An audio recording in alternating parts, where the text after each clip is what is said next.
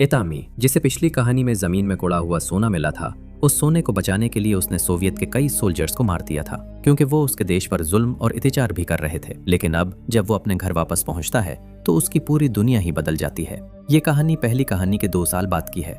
ये साल है 1946। वर्ल्ड वॉर खत्म हो चुका है और अब इतामी अपने घर वापस लौट आया है। वो देखता है कि उसके घर में उसका परिवार मौजूद नहीं है। दरअसल उसके पूरे परिवार को सोवियत की सेना ने मार दिया होता है, जिसकी वजह से इतामी शदीद गम और दुख में डूब जाता है। अब वो यहाँ से हमेशा के लिए अकेला कहीं और जाना चाहता है, क्योंकि ये जगह जिसका नाम कैरेलिया है पहले फिनलैंड का हिस्सा था। मगर फिनलैंड और सोवियत के बीच एक समझौता हुआ, जिसके नतीजे में फिनलैंड ने ये इलाका सोवियत को दे दिया ताकि फिनलैंड में हमेशा के लिए शांति कायम रह सके। इतामी अपने उस घर को अपने परिवार की याद और उनके सम्मान में फिनलैंड में दोबारा बनाना चाहता है। इसीलिए वो घर की हर एक लकड़ी पर नंबर लिखता है और फिर उन तमाम लकड़ियों को निकालकर एक ट्रक में लोड करता है। उसके साथ उसका एक डॉग भी होता है, जिसे वो ट्रक में बिठाता है और वहां से निकल पड़ता है ताकि जल्द से जल्द सोवियत के इस हिस्से को छोड़कर फिनलैंड पहुंच सके और अपने घर को दोबारा बना सके। दूसरी तरफ हमें साइबेरिया की एक जेल में एक और शख्स दिखाया जाता है, जो अब एक कैदी है। उसके पास एक जनरल आता है और उसे बताता है कि वॉर के वक्त तुम अपनी बटालियन के साथ फिनलैंड के करेलिया शहर में गए थे, जो अब सोवियत का हिस्सा है। वहां तुमने कत्लेआम किया था और उसी कत्लेआम में तुमने एक पूरे परिवार को भी मार दिया था, जो इतामी का परिवार था। जनरल उसे ये भी बताता है कि इतामी वही शख्स है जिसने रेड आर्मी के 300 सोल्जर्स को मार दिया था। वो एक कमांडो था, इंतहाई खतरनाक, और 300 कमांडोज मारने के बाद बहुत ज्यादा फेमस हो चुका है। जनरल कहता है, मैं चाहता हूं कि तुम इतामी को मार दो। तुम्हें जिस भी चीज की जरूरत होगी मैं देने के लिए तैयार हूं, और अगर तुमने इतामी को मार दिया तो मैं तुम्हें हमेशा के लिए आजाद कर दूंगा। यह कैदी, जिसका नाम इगोर है, जनरल की बात मान लेता है। वहीं दूसरी तरफ इतामी अपने घर का सारा सामान लेकर जा रहा होता है कि अचानक उसके सामने 2 आर्मी ऑफिसर्स आ जाते हैं और उसके ट्रक को रुकवा लेते हैं। इतामी देखता है कि पीछे से एक और गाड़ी भी आ रही है और वो फौरन समझ जाता है कि उनके इरादे ठीक नहीं हैं। इतामी से उसका पासपोर्ट मांगा जाता है और वो अपना पासपोर्ट दे देता है। ये पासपोर्ट पीछे वाली गाड़ी में बैठे ऑफिसर को दिखाया जाता है, जो और कोई नहीं बल्कि इगोर होता है, वही शख्स जिसने इतामी के पूरे परिवार को मारा था। जब इगोर पासपोर्ट देखता है तो फौरन समझ जाता है कि यही इतामी है। वो कहता है, मैंने सुना था कि इतामी को अपने पुराने घर से बहुत प्यार है, इसीलिए शायद ये अपने घर को कहीं और शिफ्ट करना चाहता है। क्यों ना इसे इसी के घर के साथ जला दिया जाए। इतामी अपने ट्रक के साइड मिरर में सब कुछ देख रहा होता है। वो देखता है कि उन दोनों ऑफिसर्स में से एक ऑफिसर शराब की बोतल के अंदर आग लगा रहा है और दूसरा अपनी गन तैयार कर रहा है। वो फौरन समझ जाता है कि उस पर हमला होने वाला है, मगर उससे पहले कि वो उसे मार पाते, इतामी दोनों ऑफिसर्स को मार देता है। जब वो अपना ट्रक लेकर वहां से भाग रहा होता है तो एक सोल्जर उसके ट्रक में छलांग लगा देता है, जिसे इतामी एक ही वॉर में बेहोश कर देता है। इतामी देखता है कि उसके पास जो गन है उसमें गोलियां खत्म हो चुकी हैं। सोल्जर के होश में आने के बाद इतामी उसे हुक्म देता है कि वो गोलियां लोड करे। वहीं दूसरी तरफ इगोर उसके पीछे एक आर्मी ट्रक भेज देता है। कुछ दूर जाकर इतामी अपना ट्रक रोकता है और पीछे से आने वाले उस आर्मी ट्रक में बैठे तमाम सोल्जर्स को मार देता है। अब तक इगोर भी अपनी जीप से वहां पहुंच चुका होता है। इतामी उसे देख लेता है। इगोर के साथ मौजूद एक सोल्जर इतामी पर हमला करना चाहता है, लेकिन उससे पहले कि वो गोली चला पाता, इतामी उसे ही गोली मार देता है। अब इतामी के सामने इगोर भी होता है, लेकिन इतामी को ये नहीं पता कि इगोर ही वो शख्स है जिसने उसके पूरे परिवार को मारा था। इगोर हथियार नहीं डालता, इसीलिए इतामी उस पर सीधी गोलियां चलाने के बजाय उसकी जीप के टायर को ब्लास्ट कर देता है और वहां से अपना ट्रक लेकर निकल जाता है। अब इगोर रेडियो के जरिए कुछ बाइकर्स को बुलाता है, जो इतामी का पीछा करना शुरू कर देते हैं। इगोर अपनी जीप के टायर ठीक करता है और खुद भी इतामी के पीछे निकल पड़ता है। वहीं इतामी जानता है कि उसके पीछे मजीद सोल्जर्स आने वाले हैं, इसीलिए वो अपना रूट बदल लेता है। लेकिन इगोर बहुत ही चालाक इंसान है और वो इतामी की उस चाल को समझ जाता है। वो अपने बाइकर्स को फौरन इन्फॉर्म कर देता है, जिसके बाद वो सब एक बार फिर इतामी के करीब पहुंच जाते हैं। इतामी बाइकर्स पर गोलियां चलाता है, लेकिन वो ब्लड प्रूफ जैकेट्स और हेलमेट्स पहने हुए होते हैं, इसलिए गोलियों का उन पर कोई खास असर नहीं होता। इसी दौरान एक बाइकर इतामी पर गोली चलाता है, जिससे वो जख्मी हो जाता है। इतामी का ट्रक तकरीबन पलट जाता है, मगर वो बर वक्त खुद को संभाल लेता है। एक बाइकर उसके ट्रक के ऊपर चढ़ जाता है और ऊपर से फायरिंग करता है। इतामी बड़ी मुश्किल से उस हमले से बच जाता है और फिर उस बाइकर को नीचे गिरा देता है। पीछे से इगोर अपनी जीप में आ रहा होता है और उसी जीप से उसका सोल्जर मारा जाता है। इसी तरह बड़ी चालाकी और बहादुरी के साथ इतामी तमाम बाइकर्स को मार देता है। अब इसके पीछे इगोर होता है, जो इतामी के ट्रक पर लदी हुई लकड़ियों को आग लगा देता है। इतामी के ट्रक में एक सोल्जर की लाश मौजूद होती है, जिसके पास डायनामाइट होता है। इतामी बड़ी होशियारी से इस लाश को इगोर की जीप के ऊपर फेंक देता है, लेकिन धमाका होने से पहले ही इगोर अपनी जान बचाने के लिए जीप से कूद जाता है और इस तरह वो बच जाता है। अब अगोर रेडियो के जरिए अतामी पर हमला करने के लिए फाइटर प्लेन्स को बुला लेता है। दूसरी तरफ हमें अतामी दिखाई देता है जो कुछ फासले पर जाकर अपने ट्रक को रोकता है। वो आग को बुझाता है और साथ ही इंजन पर पानी भी डालता है, क्योंकि उसे मालूम होता है कि इसका सफर अभी बहुत लंबा होने वाला है। इसका डॉग भी मुकम्मल तौर पर महफूज होता है। अचानक अतामी आसमान में फाइटर प्लेन्स की परछाइयां देख लेता है और फौरन समझ जाता है कि अब इस पर हमला होने वाला है। इसीलिए वो जल्दी से ट्रक स्टार्ट करके वहां से निकल जाता है, लेकिन ऊपर मौजूद फाइटर प्लेन्स निशाना लेकर इस पर गोलियां बरसाना शुरू कर देते हैं। तभी इसे सामने एक छपने की जगह नजर आती है और वो ट्रक को इसके अंदर ले जाता है। अतामी जानता है कि फाइटर प्लेन्स जल्द ही इस पूरी जगह को तबाह कर देंगे। इसी दौरान इसकी नजर लकड़ी की एक बहुत बड़ी शीट पर पड़ती है, जिसे वो फौरन अपने ट्रक के ऊपर लगा लेता है। सामने घना जंगल होता है और ब्लास्ट होने से पहले ही अतामी ट्रक लेकर वहां से निकल जाता है और जंगल के अंदर दाखिल हो जाता है। घने जंगल की वजह से फाइटर प्लेन्स को उसे ढूंढने में काफी मुश्किल पेश आती है, क्योंकि दरख्तों के दरमियान वो उसे वाज़ेह तौर पर देख नहीं पाते। लेकिन अचानक एक पायलट को अतामी का ट्रक नजर आ जाता है। वो अपना फाइटर प्लेन बहुत नीचे ले आता है और लगातार अतामी के ट्रक पर गोलियां चलाता रहता है। अतामी भी देख लेता है कि फाइटर प्लेन उसके पीछे से आ रहा है, इसीलिए जब वो बहुत करीब आ जाता है तो अतामी अचानक ट्रक की ब्रेक दबा देता है। इस हरकत से फाइटर प्लेन उससे टकरा जाता है और उस खतरनाक क्रैश में पायलट मारा जाता है। अतामी देखता है कि अब उसके पीछे कोई नहीं है और उसे जितनी जल्दी हो सके जंगल से बाहर निकलना होता है, क्योंकि इसी तरह उसकी जान बच सकती है। जंगल से बाहर निकलने से पहले वो आसमान में दूर दूर तक नजर दौड़ाता है, मगर उसे कोई दूसरा प्लेन दिखाई नहीं देता।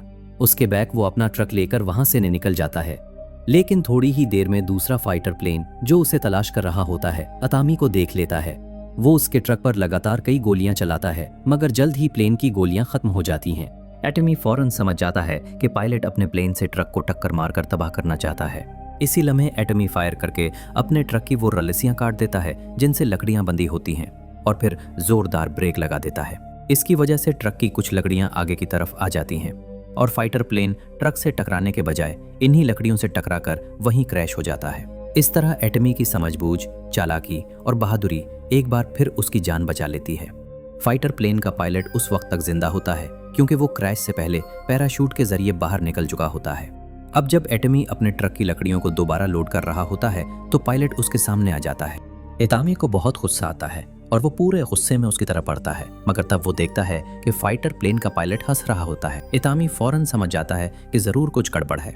जब वो ऊपर आसमान की तरफ देखता है तो एक बॉम्बिंग प्लेन तेजी से आता हुआ नजर आता है। वो फौरन लकड़ियों को ट्रक में लोड करता है, ट्रक स्टार्ट करता है और वहां से निकल जाता है। बॉम्बिंग प्लेन इस दौरान उनके ऊपर कई बम गिरा चुका होता है, जिसकी वजह से नीचे मौजूद पायलट की मौत हो जाती है।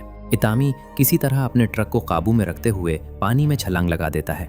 सबसे पहले वो अपने डॉग को आज़ाद करता है ताकि उसकी जान बच सके, और उसके बाद खुद भी ट्रक से बाहर निकल आता है। ट्रक मुसलसल पानी की गहराई में जाता रहता है। इतामी अपनी लकड़ियां और अपना घर खोना नहीं चाहता, इसीलिए वो नीचे जाकर रस्सियां खोल देता है, जिससे लकड़ियां पानी की सतह पर आना शुरू हो जाती हैं।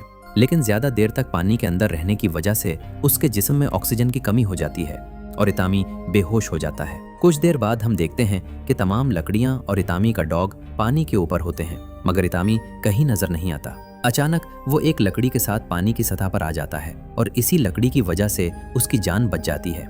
उसका डॉग भी उसके पास आ जाता है। दूसरी तरफ गोर इस जगह अपने सोल्जर को कश्ती के जरिए पानी में भेजता है और उससे पूछता है कि पानी के अंदर क्या है। वो सोल्जर बताता है कि पानी के अंदर एक ट्रक है, लेकिन न वहां इतामी की लाश है और न ही लकड़ियां मौजूद हैं। ये सुनकर गौर समझ जाता है कि उसकी जंग इतामी के साथ बहुत लंबी चलने वाली है। वहीं हमें इतामी दिखाई देता है जिसने तमाम लकड़ियों को जोड़कर एक राफ्ट बना लिया होता है।